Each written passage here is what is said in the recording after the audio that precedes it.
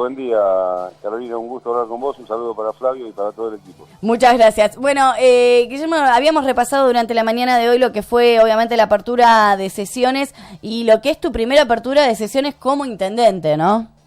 Sí, la verdad que sí, muy contento de poder, como dije el día de la apertura, iniciar sesiones ordinarias de un consejo deliberante que sea plural, que tenga muchas voces, que donde va a tener que haber debate sí o sí por la composición actual del consejo. Y bueno, la verdad que lo que pensaba ese día, como lo dije, era hablar de ahí para adelante, porque para atrás ya se habló bastante y además se va a hablar seguramente cuando se debata el tema de la comisión revisora de expedientes y cuando se debata el informe después del 12 de mayo, pero bueno, me obligaron a hablar de algunos temas anteriores porque la verdad es que a veces llama la atención la caradurez o la falta de autocrítica que tienen algunos, ¿no? Sí, obviamente. Contestaste en principio, y la verdad que sobre todo lo de Gabriela Maniscalco, ¿no? Que la expuso en realidad Joaquín Oteiza en su discurso, pero que bueno, recogiste el guante y me parece que está muy bien también salir a bancarla cuando hubo cosas que fueron irregulares y también lo respondiste, ¿no? Y del bloque de Cambiemos también hicieron referencia justamente a buscar información cuando todos sabíamos que hay que esperar por lo menos hasta mayo, ¿no? Sí, la verdad que me sorprende la vocación de vedette que tienen algunos, ¿no? Porque hicieron públicos una nota que mandaron a la comisión revisora de expedientes y la verdad que lo que le pedimos a todos en su momento cuando fue lanzada la comisión es que dejen trabajar en secreto y que no hagan público justamente los temas, porque cuando vos haces público un tema, lo que genera es llamados, es advertencias. Uno de los integrantes de la comisión recibió un par de llamados de empresarios diciéndole por favor dame una mano, ya que vos manejás tal tema o manejás tal otro tema. Entonces me parece que cada vez que se hace público algo que tiene que ver con la comisión, que es revisora de expedientes, no investigan, para que quede claro, ¿no? Porque la única facultad de investigar que tiene es la justicia o la policía cuando la justicia lo autoriza. Ellos van a hacer la revisión de todos los expedientes, me van a hacer un informe a mí y yo decidiré, de acuerdo a si hay delitos o faltas, que es lo que se hace, falta administrativa, que es lo que se hace con cada uno de los temas. Pero me sorprende que quieran aparecer ahora como que son impulsores de algunos temas que ya además están claramente determinados en la comisión, ¿no? ¿Qué vamos a decir? A nosotros como medio de comunicación también estaríamos todo el tiempo preguntando, ¿no? Pero creo que fue claro y de hecho en ningún medio de comunicación, o por lo menos ni siquiera en las conferencias de prensa que uno te tiene mano a mano, absolutamente ninguno pregunta sobre esta situación, entendiendo justamente cómo estaba planteado. Totalmente, por eso te digo, le agradezco a todos los medios de prensa cómo se están portando con este tema, cumplieron claramente con lo que le pedimos cuando se lanzó la comisión el 12 de febrero y bueno, y les decimos que se queden tranquilos, que el 12 de mayo, cuando finalicen los 90 días, van a tener el informe, cuando ni bien lo tenga yo, lo van a tener todos los medios, y bueno, le pedimos al resto de los espacios políticos que sean serios, que sean coherentes y que no quieran sacar provecho de una situación de la cual no hay que sacar ningún provecho. Ojalá todo fuera legal y los vecinos de Chivilcoy no tengamos que sufrir por varios años, digamos, consecuencias de la mala actuación de la gestión anterior. Pero si así fuera, que se queden tranquilos, que yo voy a hacer todas las denuncias que hay que hacer, pero que tengan la misma honestidad intelectual que han tenido el resto de los espacios, que han tenido ustedes, y que esperen que termine la comisión revisora, ¿no? Bueno, obviamente que vamos a decir, entre otras de las cosas que tuviste que responder, fue un poco estas apreciaciones que hacía Adrián Zapata, quien además es ex contador municipal desde la intendencia de Ariel Franetovich, o sea, está de hace bastantes años, o estuvo durante bastantes años, quien hoy ocupa una banca, que hizo referencia, primero dijo, ¿no? Si le puedo pedir algo es que tenga en cuenta y que se informe lo más rápido posible a los empleados temporarios de que, bueno, obviamente se había vencido el contrato el último día de marzo, a ver en qué situación se encontraban. Y también habló de que habías nombrado en planta permanente a algunos de los empleados, cosa que contestaste automáticamente, ¿no? Mira, lo que tendría que explicar el concejal Zapata y todos los integrantes del bloque del Frente para la Victoria que han tenido participación en el Ejecutivo es por qué hoy tenemos 525 empleados de planta temporaria todavía, ¿no? Muchos de ellos ingresados hace 15 años, o sea, algunos ingresaron incluso en la gestión anterior al intendente Franetovich.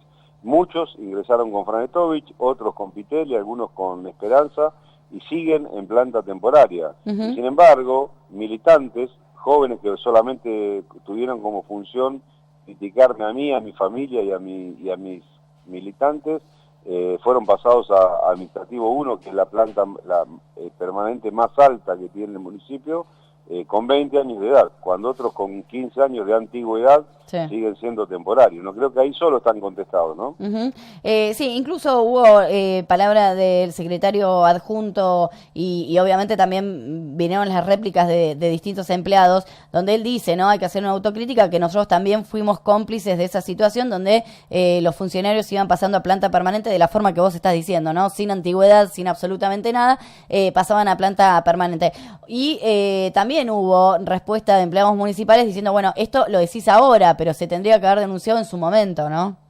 Mira, hay varios de los directores de la gestión anterior, varios que han quedado en planta permanente, algunos incluso en situación bastante dudosa, ¿no? Porque vos para estar en planta permanente tenés que estar como mínimo 2 años en ese puesto. Y acá hubo gente que fue designada mientras era director y nunca ocupó esa planta, ¿no? Uno de los casos ya lo dimos de baja, que lo habían puesto como 42 horas y nunca estuvo en ninguna función, y otros, bueno, como quedó la duda porque en algún momento fueron empleados y después fueron funcionarios, tuvimos que dejarlo, pero la verdad es que muchos directores están hoy en la planta permanente habiendo sido funcionarios políticos. Lo que yo les garantizo a los vecinos de Chivilcoy, que ninguno de los directores, secretarios, coordinadores que yo tengo, que no haya sido empleado municipal antes, va a pasar a planta permanente. Nadie que vino de la calle va a pasar a formar el plantel del municipio. Sí, por supuesto, está el caso de Cristina de la Imagine, que era empleado y hace muchos años, y algún otro que haya sido antes empleado, por supuesto que una vez que finalice el mandato, si ella quiere puede volver porque tiene un cargo reservado. Claro. No los que han entrado de la calle, eso ninguno. Vamos a incrementar el plantel municipal porque ya demasiado incrementado está, ¿no? Claro, sí.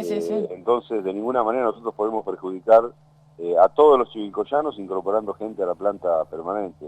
Lo que sí ellos deberían explicar es por qué han realizado estas situaciones totalmente irregulares, y hasta aceptaría que lo diga algún concejal que no tiene conocimiento.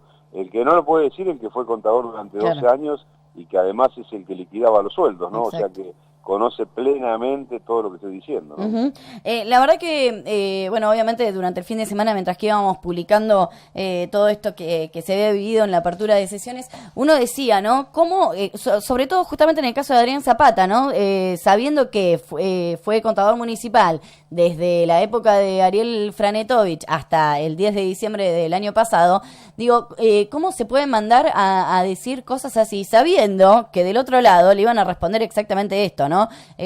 Flaco, primero responde vos por toda la cantidad de empleados permanentes que pasaron sin antigüedad, digamos, importándoles nada la gente que venía hace muchos años, y por otro lado, esta situación donde, qué sé yo también digo, hay que ser cara dura para decir ciertas cosas, pidiendo, ¿no?, que se revea el tema de los contratos de los empleados temporarios, que Garrido mismo dice, por año se despedían 25 personas sin razón durante las gestiones anteriores, ¿no? Entonces digo, tiene que ver, porque supongo que vos también lo debes haber analizado, ¿no? Decir, bueno, a ver, ¿qué le pasa a esta persona al decir eso, ¿no? Tiene que ver un poco con estos 12 años que, o por lo menos es mi análisis, ¿no? Digo, 12 años donde decían absolutamente cualquier cosa sin importar nada, pidiendo explicaciones desde la oposición y que tampoco los concejales podían dar explicaciones por lo menos desde la coherencia, ¿no? Yo creo que Zapata está muy preocupado por su situación personal y muy nervioso. Se lo notó muy nervioso en el discurso, ¿no? En algún momento se dirigía a mí como señor presidente. O sea, la verdad es que lo noto demasiado nervioso. Lo que no puede es desconocer lo que ellos mismos hicieron, ¿no? Como bien decís vos, echaban empleados sin causa o con causa, por ir a mis actos, sí, por decir que militaban para mí, por plantarse y decir lo que estaba mal. Además, bueno, claramente nosotros le renovamos el contrato hasta gente que estuvo agrediéndonos hasta el día de las elecciones, y ustedes lo saben, sí, lo saben ellos. Entonces, yo no percibo a nadie por cuestiones políticas, lo único que les pido es que trabajen, si no trabajan, por supuesto, no se los vamos a renovar, pero lo único que les pido es que trabajen, y como bien decís vos, había de 25 a 30 despidos por año. Nosotros lo único que hemos hecho es no renovar el contrato a 3 personas. Uno de ellos dejó tirado un camión municipal y volvió a los 20 días a trabajar, o sea, lo encontró de casualidad otro empleado, que podría haber sido un desastre para la municipalidad, y bueno, estuvo 20 días sin ir a trabajar. Por supuesto que esa persona no tiene ningún interés en conservar su puesto de trabajo. Otros que complican permanentemente a los directores, pero fueron 3, o sea, 3 personas de 525. Fíjate sí. vos el porcentaje, y entre esos 525 hay 200 o 300 que ingresaron en estos 12 años y que además militan para ellos, y me parece bien, siempre y cuando cumplan la tarea que tienen que cumplir en el municipio, ¿no? Vimos que se acercó después de finalizada la sesión Adrián Zapata a decirte algo. ¿Se puede saber qué fue lo que dijo? No, fue a saludar y a decir que él tenía información de que había gente que había pasado a planta permanente. Le dije que me la traiga, porque te soy sincero, Carolina, o sea, los decretos de los empleados municipales los firmo yo. Y he sacado de mi oficina a 10 o 15 personas, como mínimo, que vinieron a pedir pasar a planta permanente, y les dije, las plantas permanentes, como pasa todos los años, en septiembre, en octubre, se decidirá quién pasa este año. No va a haber nadie que pase a planta permanente antes, y no va a haber nadie, por eso estoy seguro que no pasó ninguno. Bueno, si él tiene otra información, que seguramente se la han dado, si es que se la dieron realmente con muy mala fe, o alguien que lo quiso mandar al muere, tendrá que informarse bien. O sea, creo que debe tener algunos conocidos todavía en el gobierno municipal como para que le informen bien, ¿no? Hablaste también, ¿no? Y la verdad que a mí también me daba la sensación, y hubiese respondido en tu lugar exactamente lo mismo, ¿no?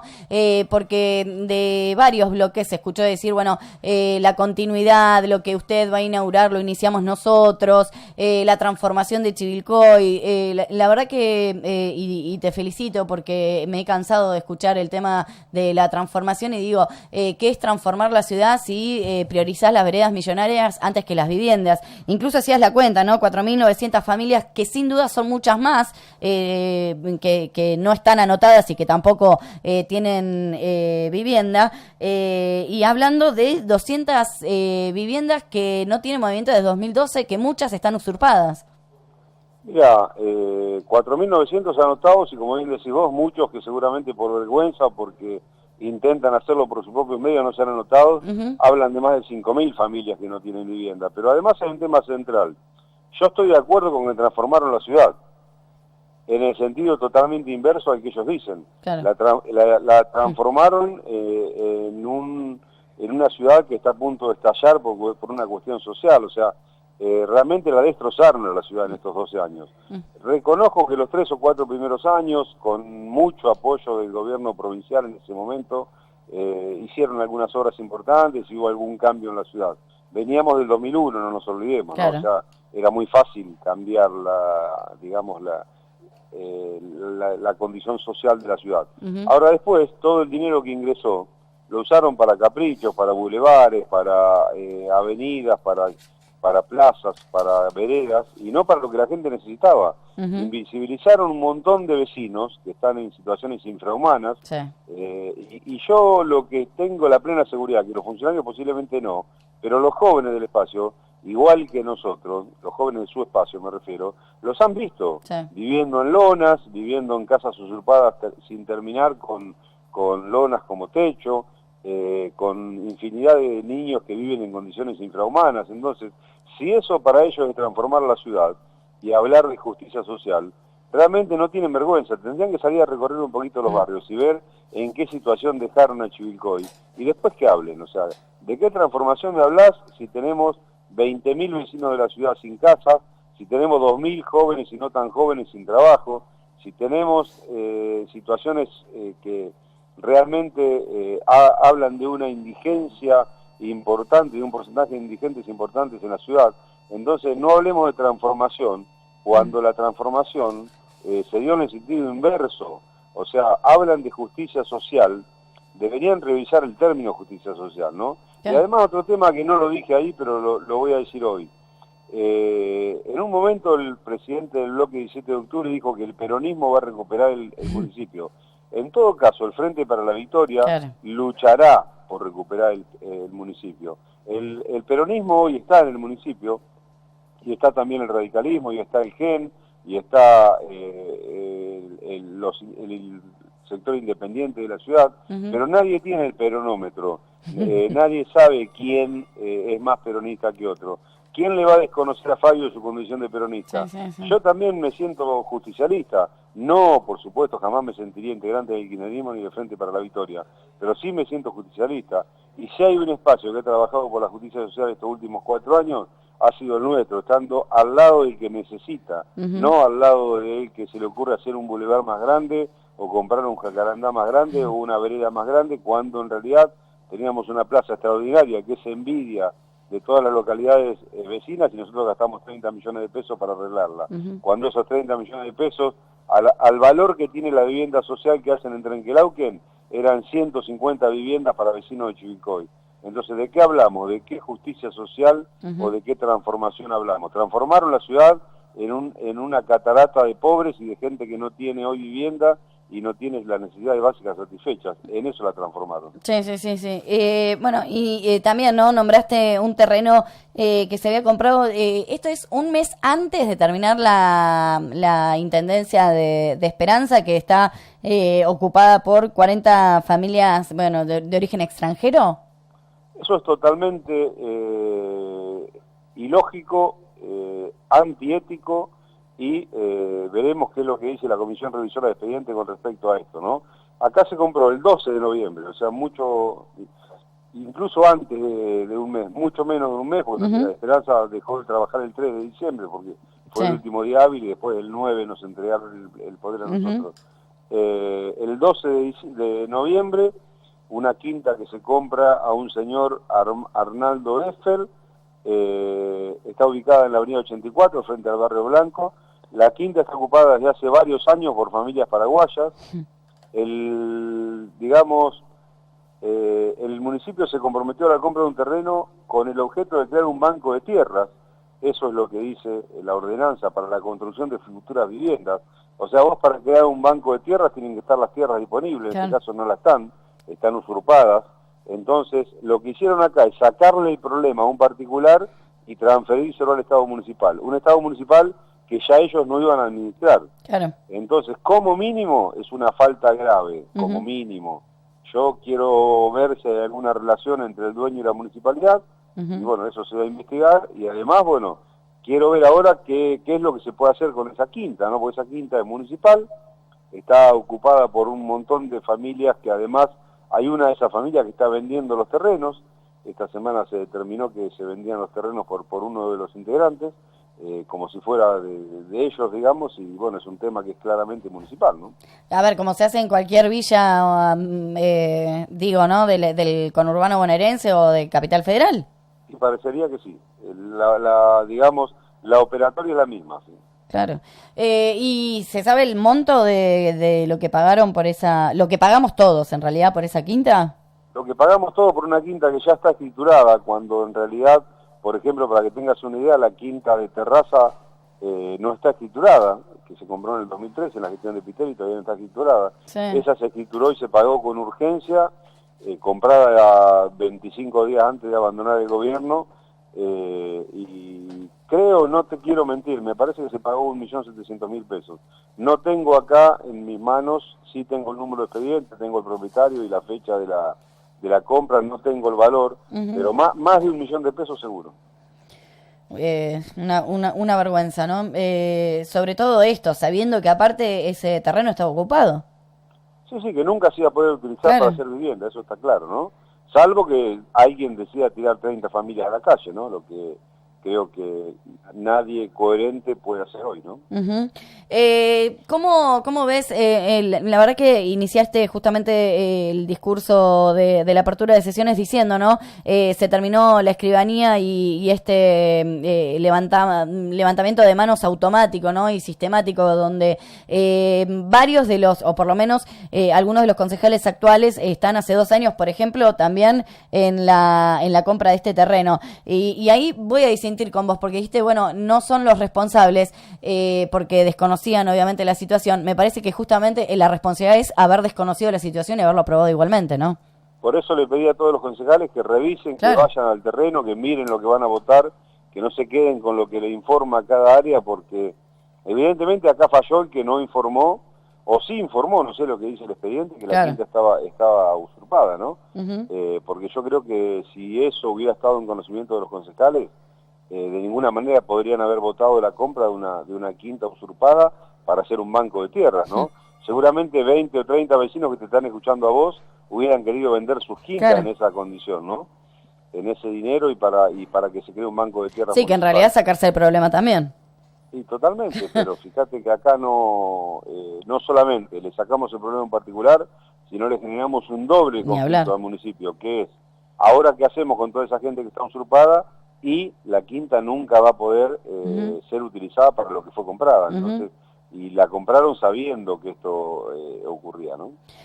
Hablaste también, y nosotros lo veníamos diciendo, ¿no? Sobre, porque aparte lo recordaba el día que vino Nora de Lucía a la escuela industrial, donde se anunció que se iba a enviar el dinero para hacer 2 jardines maternales y un jardín infantil, y si no me equivoco era un playón deportivo, donde, bueno, nosotros también teníamos la información de que se había enviado el dinero, pero, bueno, en tus primeros días de gestión se enteran casi de casualidad, ¿no? Donde desde provincia piden explicaciones o piden, ¿no? Saber en qué estado están las obras para enviar, digamos, sería la segunda parte del dinero o algo así, pero que todos sabemos que los jardines no se hicieron, el playón tampoco. Hiciste referencia a eso. Yo la verdad que parte de la excusa a dónde fueron desviados esos fondos lo sé y me parece lamentable, pero bueno, supongo que también tiene que ver justamente con esta comisión asesora que está trabajando en esto, ¿no? Pero hiciste referencia a esta situación. Sí, lo que hago referencia es que vamos a construir los jardines, después el resto vamos a esperar el 12 de mayo que termine la comisión para determinar si lo que se hizo fue legal o no. Uh-huh. El sentido común indicaría que no, pero yo no quiero adelantar nada. Sí. Así que veremos una vez que esté informado en qué se utilizaron esos 11 millones y algo que vinieron, está bien o no. Y bueno, lo que queremos es hacer los jardines porque hacen falta y hacer la primera parte de la obra para que se reenvíe el resto del dinero, que lamentablemente quedó frenado porque no se iniciaron las obras nunca, ¿no? Uh-huh. ¿Y qué se va a hacer en el predio de terraza, Guillermo? ¿O qué tienen pensado? Primero escriturarlo. Claro. Estamos haciendo eso, sí. Y una vez que se escriture, hay varias empresas que han ofrecido. Ahí nosotros lo que tenemos que hacer es recuperar el dinero invertido al valor actual. Esa, para que ves que yo no hablo mal de todo, eso es una buena compra que hizo la municipalidad. Uh-huh. Ahí se gastaron 2.300.000 pesos, eso vale mucho más, y bueno, el municipio va a recuperar ahora el valor de lo que vale para sí realizar viviendas sociales. A comparación de las otras compras de terrenos que se hicieron justamente para mi primer terreno y esas cuestiones donde las pagamos 8 veces más de lo que valían, ¿no? Fíjate vos que se pagó 6 millones y pico una quinta en la avenida Echeverría Prolongación y se pagaron 2 millones una manzana, claro, en el asfalto sobre la avenida de Tomás. Una ¿no? locura. Qué diferencia, ¿no? Uh-huh. Pero bueno, vamos a generar ahí seguramente algún emprendimiento con gremios o con quien quiera realizar viviendas para clase media y para gente que la pueda pagar, y el dinero que ingresa al municipio, que en ese caso va a ser rápido, lo vamos a usar para vivienda social, ¿no? Uh-huh. Hablaron también del hospital, y la verdad que uno cuando tenía conocimiento de lo que sucedía en el hospital, que dijo, ¿no? Transformamos la situación de la salud, etcétera, etcétera. Y la verdad que bueno, sé, y lo decís siempre, ¿no? El trabajo arduo que estaba haciendo desde la Secretaría de Salud del doctor Caprara, hablando hasta cualquier hora de la noche con vos, con situaciones que se vivían en el hospital, ¿no? Donde, vamos a decir, casi la mitad de los empleados municipales están justamente, es como un mundo municipal, ¿no? En el hospital por la gran cantidad de empleados y bueno, las situaciones que se vivían, donde parecía que algunos eran dueños de alguna área o que eran más jefes que el director del hospital o el secretario de salud, que en este caso, por lo menos el último tiempo, la misma persona ejercía los dos cargos, ¿no? Pero también hiciste referencia justamente al tema de salud y el trabajo que había que hacer, sobre todo en estos, llamado entre comillas, caudillos del hospital. Mira, claramente hay que dejar, me gustaría dejar aclarado el tema de la construcción primero, ¿no? Sí. La construcción que se debería haber terminado hace mucho tiempo, en su gran mayoría la hizo la cooperadora del hospital, no la hizo la municipalidad. Claro. Nosotros la vamos a terminar, por supuesto, hemos ya diseñado con el doctor Caprara cómo, y también vamos a construir una sala nueva para el Centro de Estimulación y Atención Temprana que trabaja con todos los niños menores de 3 años que necesitan neurodesarrollo, para que el hospital también pueda recuperar alguna de esas salas que hoy tiene. Como el fondo educativo permite la construcción para en ese sentido vamos a avanzar y vamos a trabajar. Ahora, con los profesionales, claramente, todos hemos recibido, ustedes como medio, yo como diputado, infinidad de críticas de cómo funcionaba el hospital antes. Sí. Decir que transformaron la salud realmente cuando vos tenías un nene prematuro que había que trasladarlo a Azul, a Junín, a Mercedes, sí, y las familias quedaban boyando por ahí hasta que pudieran conseguir dónde radicarse, porque en la mayoría de los casos es gente de bajo recurso, porque que tiene obra social y tiene dinero lo lleva a un centro privado y listo, ¿no? Entonces quienes son trasladados del hospital normalmente es gente de bajo recurso, que a mí me pasó con un familiar, a una prima que la mandaron a Mercedes con un chiquito prematuro y ella estuvo un mes durmiendo donde podía, porque sí, bueno, por supuesto atendían al bebé, pero no a ella. Sí, entonces, sí. Tener ahora un centro regional de neonatología como quiere hacer Caprara, realmente va a ser un ejemplo Chivilcoy para el resto de los hospitales públicos. Y no te olvides que la mayoría de las ciudades, por ejemplo Junín, Mercedes, tienen hospitales provinciales. Sí, sí, sí. O sea que no tiene ni siquiera el municipio que ocuparse del tema. Acá tenemos 600 empleados que están en el hospital, más los que trabajan por monotributo, que son profesionales que trabajan en varios lugares. Y sin embargo, Chivilcoy hoy está teniendo un equipo que se está ocupando, que estamos trabajando, que la verdad que Caprara le mete todas las horas que necesita y más, porque a veces me llama a las 12 de la noche, a las 11 por algún problema, lo llaman a él, resuelve situaciones, se encarga él de hablar con las autoridades de salud del ministerio, con la ministra, con quien tenga que hablar, y la verdad es que estoy plenamente conforme. Sí quedan todavía un montón de temas por resolver, ¿no? Queda por resolver la forma como se atiende al público, queda por resolver algunos departamentos que fueron creados para algunas personas puntuales y no para la gente. O sea, todo lo que tiene que hacer un Estado municipal es crear, digamos, dependencias que le sirvan al vecino, claro, no que le sirvan al profesional, ¿no? Porque si uno crea dependencias pensando a quién beneficia, normalmente termina beneficiando a personas y no a quienes realmente son los usuarios del sistema de salud, que son los vecinos de Chivilcoy, y los que van al hospital, si bien tenemos un hospital de alta complejidad, que en muchos casos es donde se atienden algunas especialidades, el único lugar de Chivilcoy donde se atienden algunas especialidades, también hay que dejar en claro que quienes quedan internados, quienes necesitan la mayor contención del hospital son los que menos tienen, ¿no? Y el Estado municipal está obligado a trabajar por los que menos tienen. Los centros de atención primaria, donde, bueno, habían encontrado situaciones muy precarias, ¿no?, en cuanto a la forma edilicia, y que, bueno, que había que también, y esto lo dijiste vos y lo nombraste en su momento, como una gran satisfacción, ¿no?, esto de poder dar más especialidades en distintos lugares de la ciudad y no que estén centralizados solo en uno y que tengan que esperar cuando sabemos que no se puede esperar, sobre todo lo que tiene que ver con los chiquitos, ¿no? La atención ante alguna patología en particular, pero que fue un gran desafío. Y la verdad que uno cuando va haciendo repaso, y que vos lo dijiste también, y me consta que hay gente que te ha dicho absolutamente de todo y que sigue trabajando, incluso más reconocido que antes, donde se ha criticado violentamente, ¿no? Vos dijiste nazi, pero yo recuerdo tizas y balas, un especialista en medicina que dijo que se iba a Haití si vos llegabas a ganar y sin embargo se lo ve presente en Chivilcoy, y tantas esas cuestiones. ¿Qué análisis haces de esta situación? Mira, muy contento de haber logrado un nuevo centro de neurodesarrollo, porque era un problema, como bien decís vos, serio, y que nos hacían saber todos los vecinos en la campaña. Muy contento de que se pueda incrementar la oferta de salud en muchos centros de atención primaria, en las localidades. Para mí es central que todas las localidades durante este año tengan los profesionales que merecen tener, también los centros de salud que están alejados de la ciudad. Y bueno, y faltan muchas cosas por hacer, o sea, en el área de salud no está todo resuelto, hay mucho que falta por hacer. Me preocupa mucho que se atienda bien al vecino, fundamentalmente en los CAPS, porque el que está en el hospital por ahí está más controlado, el que está en el CAPS, cuando cumple alguna tarea administrativa y está solo, por ahí se siente como dueño del lugar y no atiende como tiene que atender, y estamos avanzando en eso.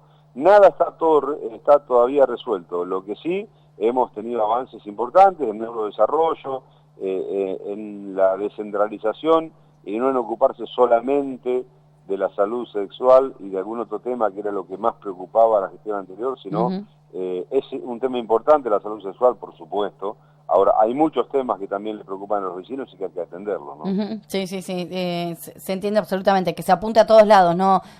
Quizás a lo que más se ve o se puede también, lamentablemente, ¿no? Como hemos visto en tantas oportunidades, utilizarlo políticamente, ¿no? Porque no sé, llama más la atención. La última, Guillermo, que tiene que ver justamente con las delegaciones de las localidades de campaña, ¿no? Donde la verdad que los vemos a todos trabajar, afortunadamente, cuando antes recibíamos quejas, sin ir más lejos, recuerdo en la localidad de Moquegua, donde no se sabía dónde estaba una máquina y se encontraba justamente trabajando en uno de los campos de personas vinculadas justamente a la ex delegada municipal, y que se conoció porque esta persona había sufrido un accidente, ¿no? Y tantas otras cuestiones donde los vemos justamente trabajando y estando conformes, ¿no? Con la gente que vos dijiste, voy a elegir a estas personas. Incluso hay uno de ellos que no quiere, o sea, no recibe dinero, sino que lo hace ad honorem, hasta que, bueno, obviamente la gente pueda elegirlo. Pero hiciste referencia a esta situación.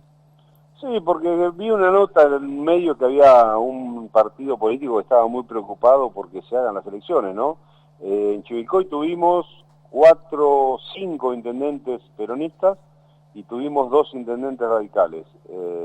Nunca a ninguno de ellos se le ocurrió o autorizó la elección por consulta popular, que es lo que autoriza la ley orgánica municipal, de los delegados municipales, que por supuesto siempre la función ejecutiva sigue siendo responsabilidad del intendente, no está permitido la elección popular del delegado, pero sí lo que se puede hacer es una consulta popular para ver quién quieren los vecinos que conduzca la ciudad, y nosotros la vamos a respetar. Ahora, me preocupa que quienes durante 32 años que hace que vivimos en democracia, nunca decidieron o autorizaron a sus vecinos a elegir al delegado, ahora estén tan apurados con 3 meses de gestión que llevamos nosotros, ¿no? Una vez que termine la comisión revisora de expedientes y que establezca qué problemas hubo en cada localidad o no, ahí vamos a sacar el decreto llamando a elecciones. Ahora, si esperaron 32 años, pueden esperar un par de meses más con tranquilidad, mientras tanto que vayan formando sus candidatos, porque la verdad que les va a costar bastante ganarle a los que hoy están trabajando. Sí, la verdad que yo coincido con esto, ¿no? Parece que hay mucha gente preocupada por cosas que no les preocuparon durante años, ¿no?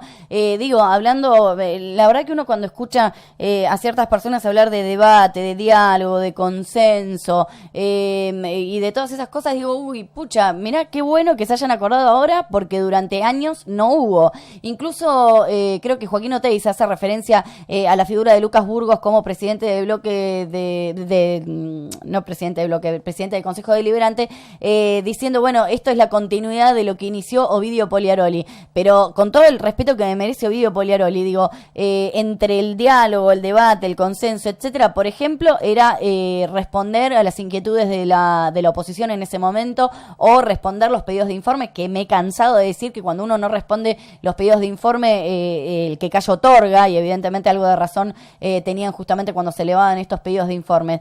Ante la menor duda, ¿no?, que tiene uno sobre, si algo consultan de mí y yo tengo la razón, automáticamente respondo para evitar cualquier duda o que se instale, digamos, en el común de la gente algo que no tenga nada que ver conmigo, ¿no? Entonces digo, de esa parte también se olvidan, eso no es continuidad, y vos también dijiste, ¿no?, hiciste referencia a esto de la continuidad, que si la gente hubiese querido continuidad, los hubiese seguido votando, ¿no? Por eso me sorprendió que me pida que continúe con las políticas del gobierno anterior.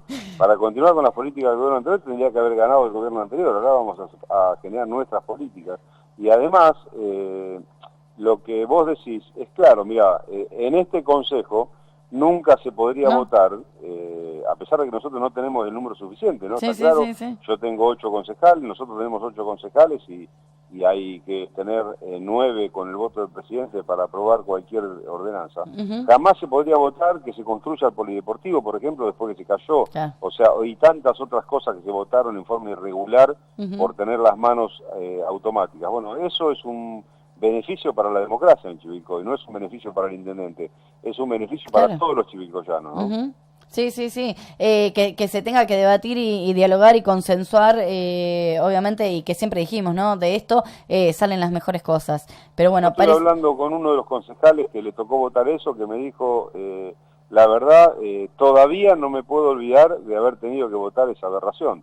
Y bueno, y lo hicieron por mandato, digamos, o equivocados para mí por obediencia de vida. En estos temas no tiene que haber obediencia de vida, en estos temas tiene que haber convicciones, ética, y cada uno tiene que votar lo que le parece que está bien, venga de donde venga. Porque aparte uno levanta la mano o no la levanta y es responsable de lo que levanta la mano y lo que no, Totalmente. O sea, no están exentos de eso. Recordemos justamente, Lucas hace referencia, ¿no?, a esto del 1000% lo funerario, y también recordemos los autitos eléctricos a 15 días del desastre del 2 de diciembre de acá de Chivilcoy, que a Aníbal Pitelli se le ocurrió comprar los autitos eléctricos, que después se la pasaba hablando, ¿no?, del desastre de Chivilcoy, pero Fabio Brito se expone justamente esta situación en el Consejo, y que después fue vetada por el intendente en ese momento, Darío Esperanza, que cuando fue la votación era presidente del Consejo, ¿no? Sí, llegamos a esas locuras.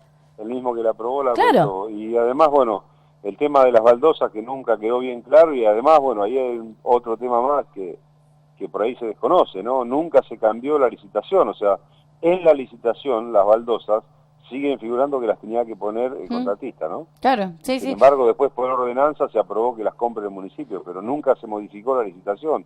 Entonces, hay 2 ordenanzas que hablan del mismo tema, pero en los pliegos de licitación está claro que los materiales completos tenía que ponerlos el contratista, ¿no? Bueno, de hecho, hay una contradicción bastante importante que veremos cómo termina. De hecho, nosotros lo habíamos publicado, donde era muy claro el contrato que decía la empresa se hace cargo de la mano de obra, cosa que tampoco fue cierta porque vimos camiones municipales trabajando, por ejemplo, en la plaza principal, mano de obra, materiales y maquinarias. Y la verdad, y nosotros en ese momento hablamos con quien era el presidente del Consejo Deliberante, Ovidio Poliaroli, que aparte es abogado, y respondió primero que las baldosas no eran materiales, y segundo que había que interpretar los contratos, cosa que me parece un horror, porque hacíamos la comparación, es lo mismo que yo alquilo una casa y diga, no, bueno, yo interpreto que te tengo que pagar la mitad de lo que dice, una locura.